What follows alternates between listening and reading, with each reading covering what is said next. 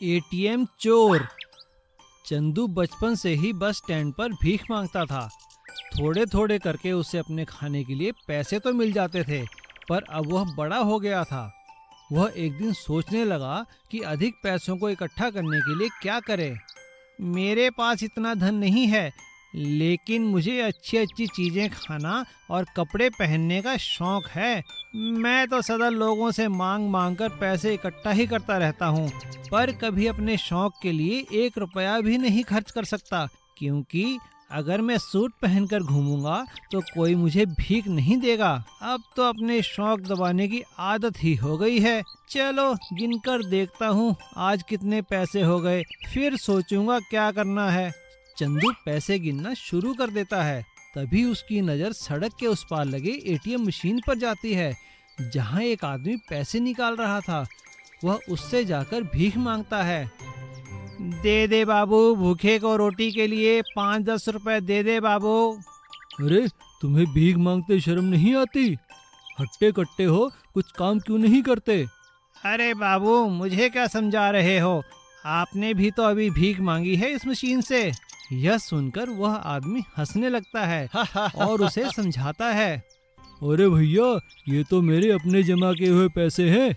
और वह चंदू को एटीएम मशीन और कार्ड के बारे में बताता है। चंदू ने कई दिनों तक एटीएम के बाहर खड़े होकर देखा और सोचा कि इससे पैसे निकालने के लिए क्या करे। फिर उसे एक तरकीब सूझी। आ गया आइडिया आ गया। मैं समझ गया मुझे इससे पैसे कैसे निकालने हैं। फिर वह सभी भिखारियों को इकट्ठा कर कहता है कि उसने बैंक वालों से मिलकर उनके लिए यह एटीएम खोला है, ताकि वे अपने पैसे जमा करके अपने जीवन में आगे बढ़ सकें। अरे यह तो बहुत अच्छा हुआ। लो भाई चंदू, मेरे पैसे भी जमा कर दो। हाँ, ये ठीक है। मैं अपने देश की सरकार से भी कहूँगा भिखारियों के लिए हर शहर में एटीएम खोले। कुछ दिनों तक सब अच्छा चला। भिखारी चंदू को पैसे देते, वो एटीएम में जमा करने का दिखावा करता और आवश्यकता पड़ने पर भिखारियों को चंदू पैसे वापस भी कर देता। एक दिन चंदू ने कहा, अरे बाप रे, एटीएम तो खराब हो गया। अरे भाई लोग, जरा मेरी सहायता करो इसे खोलने में। सभी भिखारी चंदू की मदद करने लगते हैं, लेकिन उन्हें क्या पता चंदू उनसे एटीएम में चोरी करवा रहा है। एटीएम मशीन खोलते ही बैंक और पुलिस स्टेशन में अलार्म बज उठता है और पुलिस वाले आकर सभी भिखारियों को पकड़ लेते हैं। अच्छा, तो भीख मांगते मांगते चोरी करने लगे। चलो सब जेल में, वहां जाकर भीख मांगना। और पुलिस सबको पकड़कर कैद कर देती है। जादुई घर और खेती। एक गांव में सुशील नाम का एक आदमी रहता था। वो अपने नाम की तरह ही बहुत अच्छा और नेक था। वो शहर से खेतीबाड़ी की परीक्षा पास कर गांव आया था और वो अपने गांव के लिए कुछ करना चाहता था। उसकी उस गांव में थोड़ी सी जमीन थी और वो बाकी गांव वालों के साथ छोटे छोटे मकानों में रहा करता था। उसने गांव आने के बाद लोगों को खेती की काफी उन्नत तकनीकें सिखाई। सुशील द्वारा बताई गई खेती की उन्नत तकनीकों के कारण गांव वालों की काफी अच्छी फसल होने लगी थी, जिससे उनका काफी अच्छा मुनाफा होने लगा था और वे लोग अच्छी जिंदगी जीने लगे थे। और एक दिन गांव वालों ने सुशील का सम्मान करते हुए उससे कहा, सुशील बेटा, तुम्हारे आने के बाद तो गांव की रूपरेखा ही बदल गई है। तुम्हारी बताई तकनीक के कारण ही हम लोग इतनी अच्छी फसल उगा पा रहे हैं। काका, ये तो मेरा फर्ज है। मेरी भी इस गांव के प्रति कुछ जिम्मेदारियां हैं। लेकिन उसी गांव में एक बहुत ही चालाक और लालची जमींदार रहता था, जिससे कि पहले सभी गांव वाले कर्जा लिया करते थे। वो गांव वालों की उन्नति देखकर बहुत परेशान हो गया था। एक दिन उसने अपने मुनीम से कहा, मुनीम जी, सभी गांव वालों के कर्जे के कागजात निकालिए। मैं ये बिल्कुल नहीं देख सकता कि सभी गांव वाले आगे बढ़ें और उन्नति करें। इससे हमारा काम कैसे चलेगा? जी मालिक।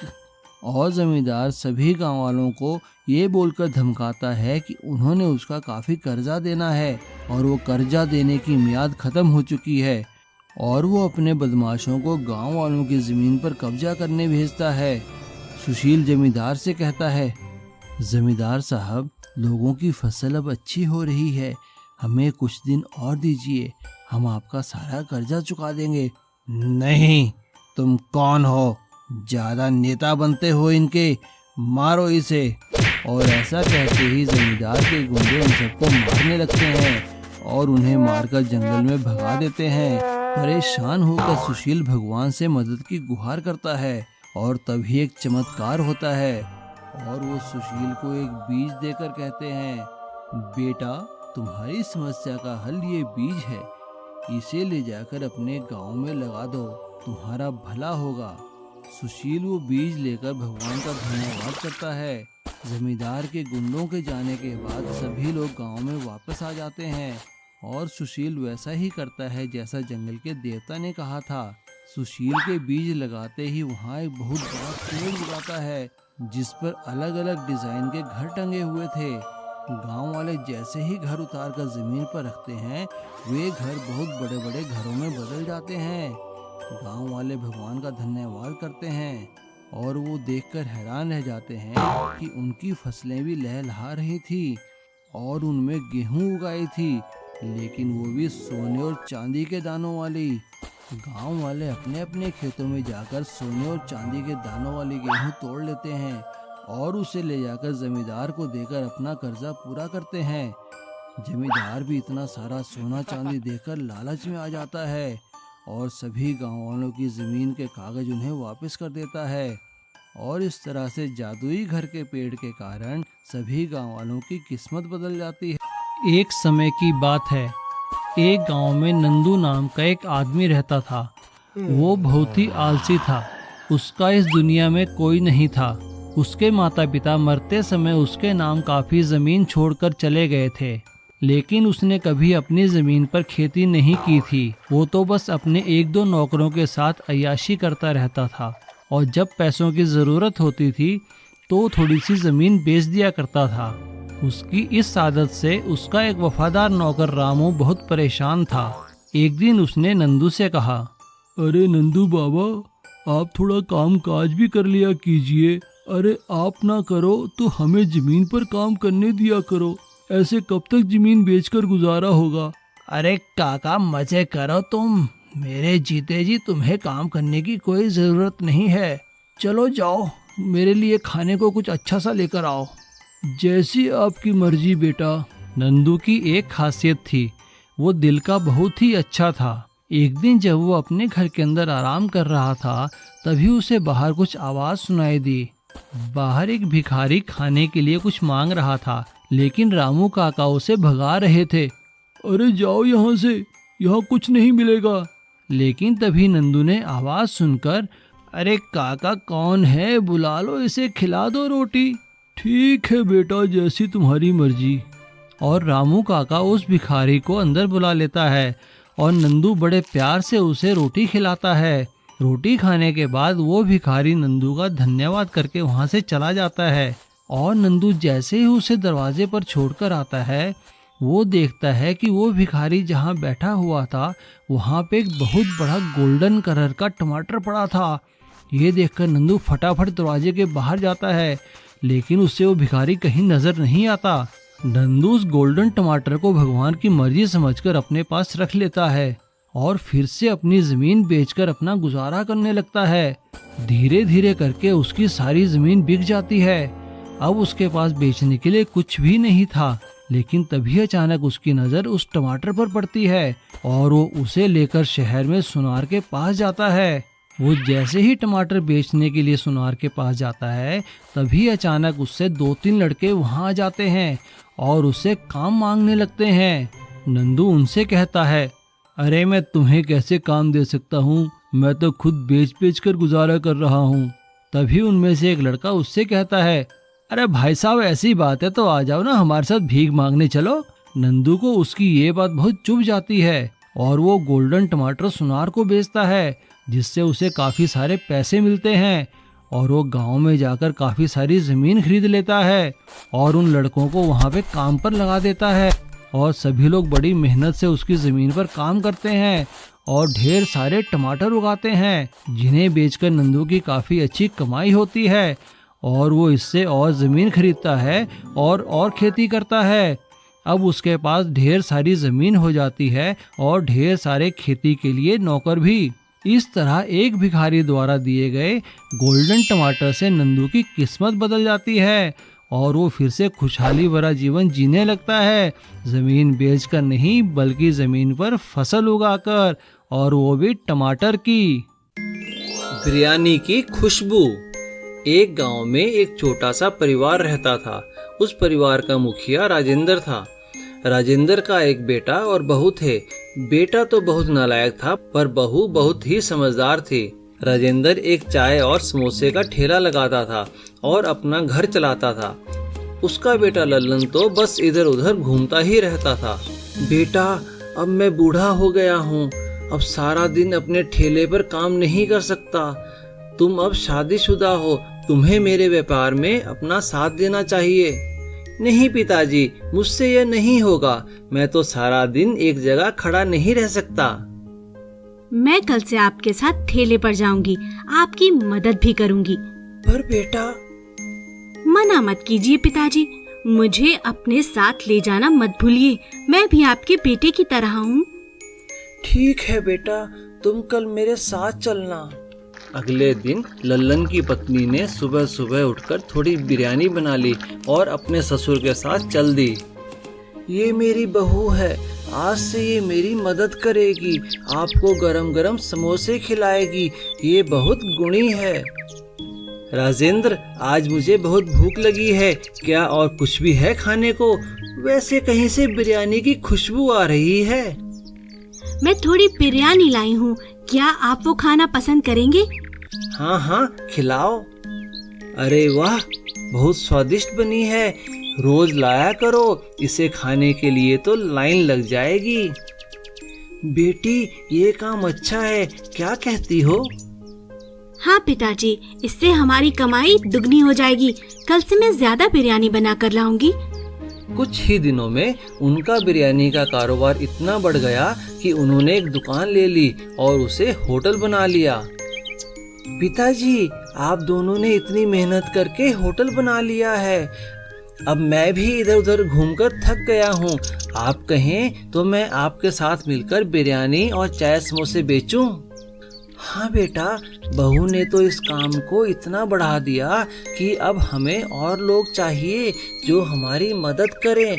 अगर तुम भी हमारा साथ दोगे तो बहुत बढ़िया होगा। सीख, कोई भी काम छोटा या बड़ा नहीं होता, अगर मेहनत किया जाए तो छोटा काम भी बड़ा हो सकता है। एक समय की बात है, भावनगर नामक गांव में समक नाम का एक आदमी रहता था। वो रेलवे में नौकरी किया करता था। वो टिकट चेकर का काम करता था। वो सुबह तैयार होकर ट्रेन में निकल जाता और हर ट्रेन में जा जाकर लोगों के टिकट चेक किया करता था। कई सालों से वो ये काम बड़ी ही ईमानदारी से किया करता था। जिस भी ट्रेन में वो टिकट चेक करने जाता, उस ट्रेन में उसके नाम का खौफ था, क्योंकि वो बिना टिकट यात्रियों को कैसे भी करके ढूंढ निकाला करता था और उन पर रेलवे के कानूनों के हिसाब से फाइन लगाया करता था। लेकिन समक दिल का बहुत ही अच्छा इंसान था। वो गरीब और मजबूरों के लिए अपने पैसों से टिकट खरीद कर दिया करता था। भावनगर के पड़ोस के चावनगर गांव में सुनील नाम का एक आदमी रहता था और वो हमेशा ही बिना टिकट ट्रेन में यात्रा किया करता था और अपने गांव के लोगों को बड़े ही शान से बताया करता था। अरे काका, पता है आज मैं भावनगर गया था, भावनगर, वो भी बिना टिकट, और देखो तो कोई भी मुझे पकड़ नहीं पाया।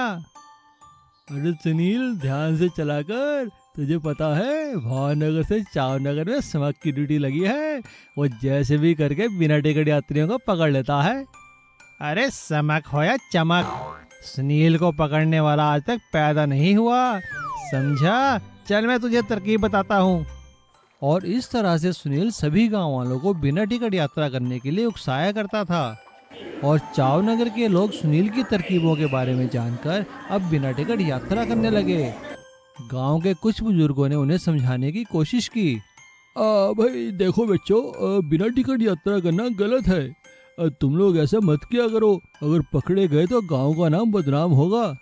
अरे काका, काहे का गांव का नाम बदनाम होगा? इतनी महंगाई है, अगर हम टिकट के पैसे बचा लेते हैं तो आपको क्या। चलो बैठ के हुक्का पियो चुपचाप। सुनील ऐसा कहकर गांव के लोगों को चुप कराया करता था। धीरे धीरे ये बात सभी लोगों में फैलने लगी और इस बात का पता जब समक को चला तो उसने ठान लिया कि वो जैसे भी करके बिना टिकट यात्रा करने वाले चावनगर के यात्रियों को पकड़कर ही रहेगा। एक दिन जब सुनील बिना टिकट यात्रा कर रहा था, तभी अचानक समक उसके डिब्बे में आ पहुंचा और उसने इशारा कर दिया और दूसरी तरफ से पुलिस वालों ने डिब्बे का रास्ता रोक लिया। सुनील ने अपने आप को फंसता देखकर वहां से भागने की कोशिश की और भागने की कोशिश में उसका पैर फिसला और रुकी हुई ट्रेन से वो बाहर जा गिरा। उसके सिर पर काफी चोट आई। समक उसे उठाकर हॉस्पिटल में लेकर गया और उसने वहां उसका इलाज खूब अच्छे से करवाया, लेकिन साथ ही उसने सुनील पर बहुत बड़ा फाइन भी लगाया। समक ने सुनील को समझाते हुए कहा, देखो बेटा, बिना टिकट यात्रा करना बहुत बड़ा अपराध है। आज भागने की कोशिश में तुम्हारी जान भी जा सकती थी। सुनील को सबक मिल चुका था और उसने अपनी जान बचाने के लिए भगवान का धन्यवाद किया और समक का भी, और फिर कभी बिना टिकट यात्रा ना करने की कसम खा ली। जादुई घर और खेती। एक गांव में सुशील नाम का एक आदमी रहता था। वो अपने नाम की तरह ही बहुत अच्छा और नेक था। वो शहर से खेतीबाड़ी की परीक्षा पास कर गांव आया था और वो अपने गांव के लिए कुछ करना चाहता था। उसकी उस गांव में थोड़ी सी जमीन थी और वो बाकी गांव वालों के साथ छोटे छोटे मकानों में रहा करता था। उसने गांव आने के बाद लोगों को खेती की काफी उन्नत तकनीकें सिखाई। सुशील द्वारा बताई गई खेती की उन्नत तकनीकों के कारण गांव वालों की काफी अच्छी फसल होने लगी थी, जिससे उनका काफी अच्छा मुनाफा होने लगा था और वे लोग अच्छी जिंदगी जीने लगे थे। और एक दिन गांव वालों ने सुशील का सम्मान करते हुए उससे कहा, सुशील बेटा, तुम्हारे आने के बाद तो गांव की रूपरेखा ही बदल गई है। तुम्हारी बताई तकनीक के कारण ही हम लोग इतनी अच्छी फसल उगा पा रहे हैं। काका, ये तो मेरा फर्ज है। मेरी भी इस गांव के प्रति कुछ जिम्मेदारियां हैं। लेकिन उसी गांव में एक बहुत ही चालाक और लालची जमींदार रहता था, जिससे कि पहले सभी गांव वाले कर्जा लिया करते थे। वो गांव वालों की उन्नति देखकर बहुत परेशान हो गया था। एक दिन उसने अपने मुनीम से कहा, मुनीम जी, सभी गांव वालों के कर्जे के कागजात निकालिए। मैं ये बिल्कुल नहीं देख सकता कि सभी गांव वाले आगे बढ़ें और उन्नति करें। इससे हमारा काम कैसे चलेगा? जी मालिक। और जमींदार सभी गांव वालों को ये बोलकर धमकाता है कि उन्होंने उसका काफी कर्जा देना है और वो कर्जा देने की मियाद खत्म हो चुकी है, और वो अपने बदमाशों को गांव वालों की जमीन पर कब्जा करने भेजता है। सुशील जमींदार से कहता है, जमींदार साहब, लोगों की फसल अब अच्छी हो रही है, हमें कुछ दिन और दीजिए, हम आपका सारा कर्जा चुका देंगे। नहीं, तुम कौन हो? ज्यादा नेता बनते हो इनके, मारो इसे। और ऐसा कहते ही जमींदार के गुंडे उन सबको मारने लगते हैं और उन्हें मारकर जंगल में भगा देते हैं। परेशान होकर सुशील भगवान से मदद की गुहार करता है और तभी एक चमत्कार होता है और वो सुशील को एक बीज देकर कहते हैं, बेटा, तुम्हारी समस्या का हल ये बीज है, इसे ले जाकर अपने गांव में लगा दो, तुम्हारा भला होगा। सुशील वो बीज लेकर भगवान का धन्यवाद करता है। जमींदार के गुंडों के जाने के बाद सभी लोग गांव में वापस आ जाते हैं और सुशील वैसा ही करता है जैसा जंगल के देवता ने कहा था। सुशील के बीज लगाते ही वहाँ एक बहुत बड़ा पेड़ उगाता है, जिस पर अलग अलग डिजाइन के घर टंगे हुए थे। गांव वाले जैसे ही घर उतार कर जमीन पर रखते हैं, वे घर बहुत बड़े बड़े घरों में बदल जाते हैं।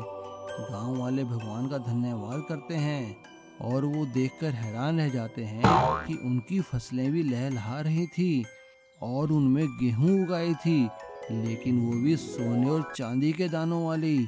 गांव वाले अपने अपने खेतों में जाकर सोने और चांदी के दानों वाली गेहूं तोड़ लेते हैं और उसे ले जाकर जमींदार को देकर अपना कर्जा पूरा करते हैं।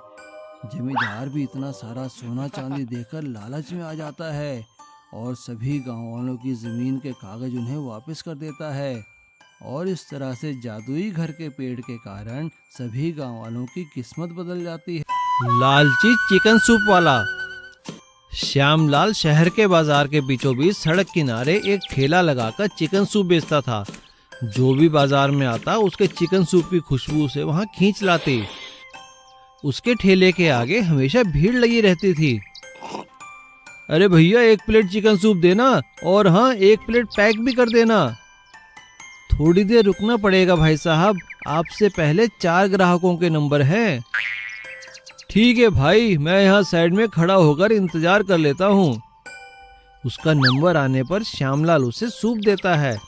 सूप पीने के बाद वह आदमी कहता है, अरे वाह भाई, मजा आ गया।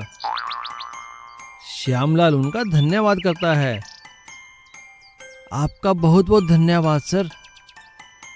सड़क के दूसरी ओर जगन सेठ अपने रेस्टोरेंट के बाहर खड़ा होकर यह सब देख रहा होता है।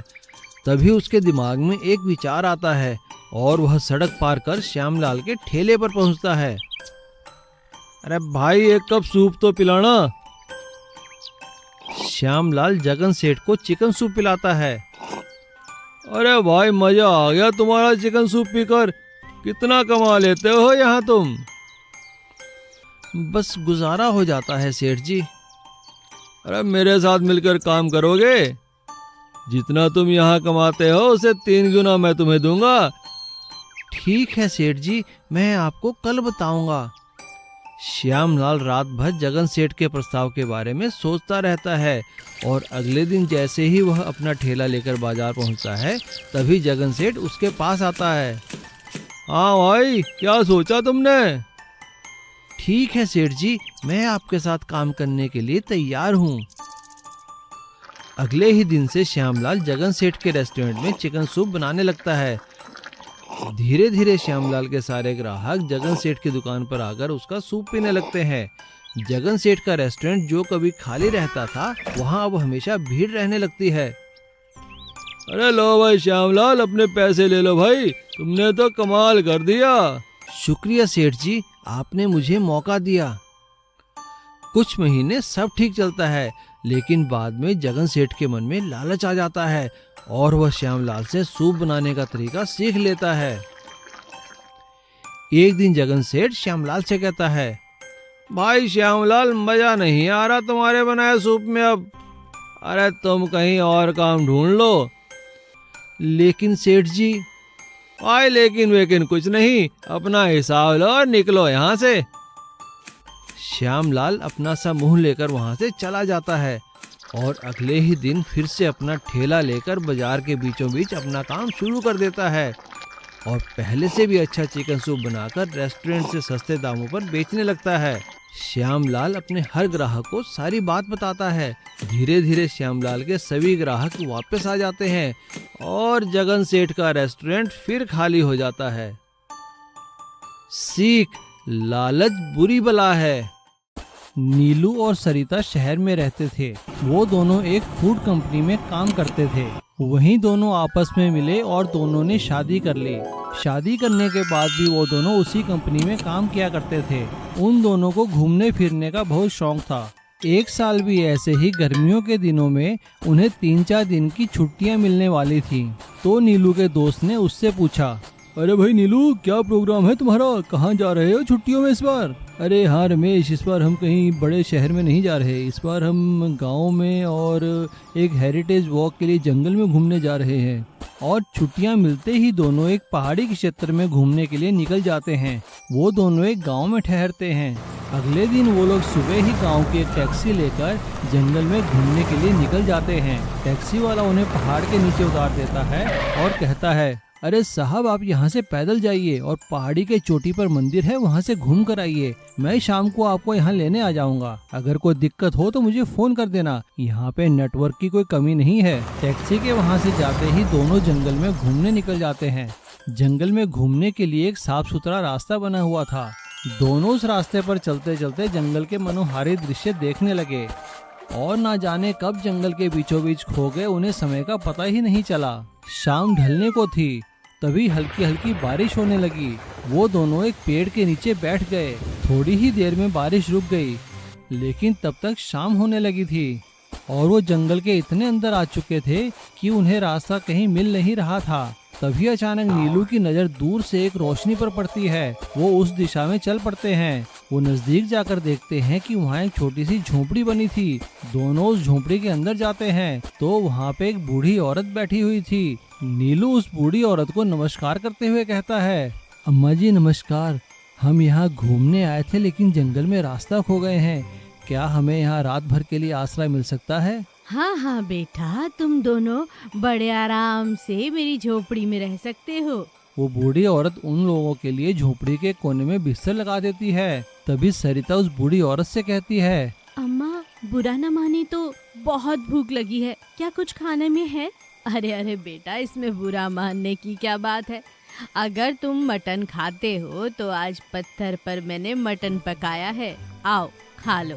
बूढ़ी औरत की बात सुनकर दोनों खुश हो जाते हैं और मटन का नाम सुनकर तो दोनों की भूख और बढ़ जाती है। तभी बूढ़ी औरत ने चूल्हे के पास पड़ा एक बड़ा सा पत्थर उठाया। पत्थर के नीचे एक और पत्थर था और उसके अंदर मटन पक रहा था। बूढ़ी औरत ने उन्हें पत्थर पर पकाया हुआ मटन खिलाया। वो मटन दोनों को बहुत ही स्वाद लगा। अगली सुबह जब दोनों वहां से जाने लगे तो नीलू ने जाते जाते उस बूढ़ी औरत से पत्थर पर मटन पकाने की रेसिपी सीख ली। नीलू और सरिता ने पत्थर पर मटन पकाने की रेसिपी के बारे में अपनी फूड कंपनी को बताया और उनकी फूड कंपनी ने पत्थर पर मटन को अपनी रेसिपी में रखा, जिससे उनकी बिक्री और बढ़ गई और उस बिक्री में से कुछ हिस्सा नीलू और सरिता को भी मिलने लगा और पत्थर पर मटन पकाने की रेसिपी के कारण दोनों की अच्छी आमदनी होने लगी। और अब दोनों जब भी मौका मिलता उस जंगल में आकर उस बूढ़ी औरत को जरूर मिलते और उनसे पत्थर पर और स्वादिष्ट चीजें बनाने की रेसिपी सीखते। एक गांव में किशोर नाम का एक आदमी रहता था। उसका गांव के साथ हाईवे पर एक बहुत बड़ा ढाबा था। वो अपने ढाबे में बहुत ही स्वादिष्ट खाना बनाया करता था और लोगों को बड़े ही प्यार से खिलाया करता था। अरे टेबल नंबर 10 पर खाना लगा भाई, देख लो कितने भूखे हैं। और तुम भी जाकर टेबल नंबर 8 पर खाना लगा, देख वहाँ पे बाबूजी बैठे हैं। उसका प्रेम भाव और स्वादिष्ट खाना देखकर वहाँ से आने जाने वाले हमेशा उसी के ढाबे में आकर खाना खाया करते थे। उसके परिवार में उसकी बीवी और उसका एक बेटा था। उसका बेटा बड़ा हो चुका था। परीक्षा पास करने के बाद शहर में पढ़ाई करने के लिए जाना चाहता था, जिसमें काफी पैसे लगने वाले थे। पापा मुझे इंजीनियरिंग करनी है। हाँ हाँ ठीक है बेटा, तो करो, लेकिन पापा इसकी फीस तो काफी है। अरे तू फिक्र मत कर, पापा सब देख लेंगे।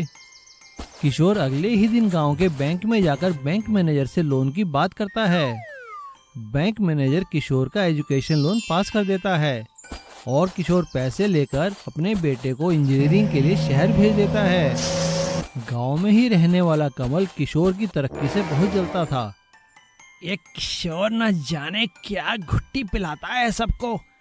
देखो तो बैंक ने उसे लोन भी दे दिया और मैं जाता हूँ तो मुझे मैनेजर मना कर देता है। इसको सबक सिखाना ही पड़ेगा। कमल यही सोचता हुआ जा रहा था, तभी अचानक एक बूढ़ा उससे जा टकराया। अबे बूढ़े देखकर नहीं चल सकता क्या? और टकराते ही उस बूढ़े के हाथ से एक छोटा सा पुराना सा लोहे का बक्सा गिर पड़ा, जिसे देखकर कमल ने हंसते हुए जोर की लात मार दी। तभी अचानक सामने से किशोर आ गया और उसे वो बक्सा देते हुए कहा, बाबा ये लो आपका बक्सा, आप भूखे लग रहे हो, अरे चलो मेरे ढाबे में, मैं आपको खाना खिलाता हूँ। और किशोर उन्हें अपने साथ अपने ढाबे पर ले गया। उसने उन्हें बड़े प्यार से खाना खिलाया। जाते हुए उस बूढ़े ने किशोर से कहा, बेटा मेरे पास तुम्हें देने के लिए कुछ नहीं है, बस ये बक्सा तुम रख लो, ये मुसीबत में तुम्हारी मदद करेगा। और वो किशोर को वो बक्सा देकर चला गया। किशोर ने वो बक्सा संभालकर अपने ढाबे में रख दिया। और इधर कमल ने मौका पाकर एक दिन किशोर के ढाबे और घर पे चोरी की और सारा पैसा सोना चांदी लेकर रफू चक्कर हो गया। ये देखकर किशोर को बहुत ही दुख हुआ और उसे अब बैंक का लोन चुकाने की चिंता सताने लगी। तभी अचानक उसकी नजर बूढ़े द्वारा दिए गए लोहे के बक्से पर पड़ी और वो बक्सा लेकर अपने घर आने लगा। लेकिन जैसे ही वो अपने घर के पास पहुंचा, वो बक्सा उसके हाथ से गिर गया और गिरते ही वो बक्सा एक बहुत बड़े रेस्टोरेंट में तब्दील हो गया। ये देखकर किशोर हैरान रह गया। उस रेस्टोरेंट के अंदर सारे रोबोट काम कर रहे थे और वहाँ के गल्ले में किशोर की चोरी का सामान था और वहाँ पर उसने देखा कि कमल एक खंबे से बंधा हुआ है। किशोर को देखते ही कमल ने उससे माफ़ी मांगी और उसे बताया कि जैसे ही वो चोरी कर कर निकला था, एक जादुई बूढ़े ने उसे इस बक्से के अंदर बंद कर दिया। अब किशोर सारी बात समझ चुका था। उसने कमल को पुलिस के हवाले कर दिया। अब किशोर के एक नहीं दो ढाबे थे, एक इंसानों द्वारा काम करने वाला ढाबा और एक रोबोट द्वारा काम करने वाला ढाबा। उसके दोनों ढाबे बहुत चलने लगे और वह दिन दुगनी रात चौगनी उन्नति करने लगा।